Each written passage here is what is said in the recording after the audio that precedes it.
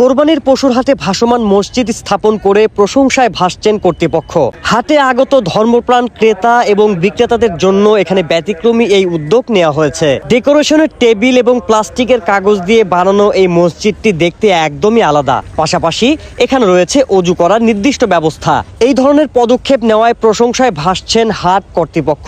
আলহামদুলিল্লাহ, এটা একটা সুন্দর ব্যবস্থা। আমি বহু গরুর হাটে অন্যান্য বছরও ঘুরছি, এই বছরও যেমন কয়েকটা বাজারে ঘুরলাম।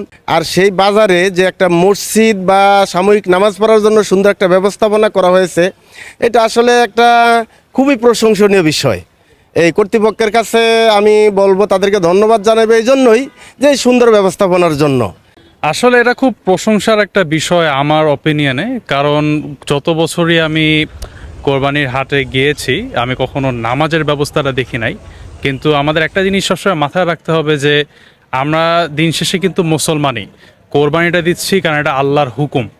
এখন আল্লাহর হুকুমটা পালন করতে গিয়ে আমরা যদি আমাদের ফরজ নামাজটাই যদি মিস করে ফেলি, নামাজ বাদ দিয়ে আমরা গরু কিনতেছি একটা ওয়াজিব একটা জিনিস করতে, তাহলে তো সেটা কোরবানি হয় না।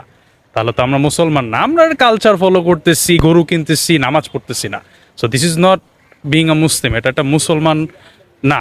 সো এই আয়োজনটা আমি আসলে যারাই এই আয়োজনটা করেছেন আমি তাদেরকে আমার পক্ষ থেকে একটা ডিপ একটা থ্যাংক ইউ দিব যে আপনারা আসলে এই এক্সাম্পলটা প্রত্যেক হাটের দেওয়া উচিত। এখানে যে নামাজের ব্যবস্থাটা কর্তৃপক্ষ করেছে, প্রথমে আমি আল্লাহ তাআলার দরবারে শুকরিয়া আদায় করি। কারণ নামাজ হলো একটা মুসলমানদের ভিত্তি। নামাজ ছাড়া জান্নাতে যাওয়া যাবে না। মিফতাহুল জান্নাতিস সালাহ, এরকম একটা হাদিসের মধ্যে রেওয়ায়েত আছে যে নামাজ হলো বেহেশতের চাবি, নামাজ ছাড়া জান্নাতে যেতে পারবো না আমরা। তো অনুযায়ী আমরা কোরবানির পশু এখানে ক্রয় বিক্রয় করতে আসছি। এর পাশাপাশি কর্তৃপক্ষ আমাদেরকে একটা সুন্দর মনোরম পরিবেশের আমাদের নামাজের ব্যবস্থা করে দিয়েছে, এর জন্য আমরা কৃতজ্ঞতা প্রকাশ করি।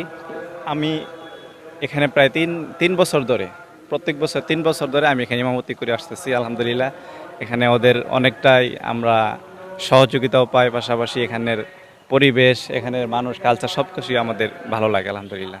তো কর্তৃপক্ষকে অন্য জায়গায় আমি দেখেছি, এই যে উত্তরা বলেন, গাবতলী বলেন, নামাজের ব্যবস্থা আমি ওরকমভাবে দেখিনি, আমার চোখে পড়ে না। আমি ইন্টারনেটে আমি ইউজ করি, কিন্তু নামাজের ব্যবস্থাটা পার্সোনালভাবে এরকমভাবে হয় না। এখানে যে ব্যবস্থাটা কর্তৃপক্ষ করেছে ওদেরকে আমি অসংখ্য ধন্যবাদ জানাই।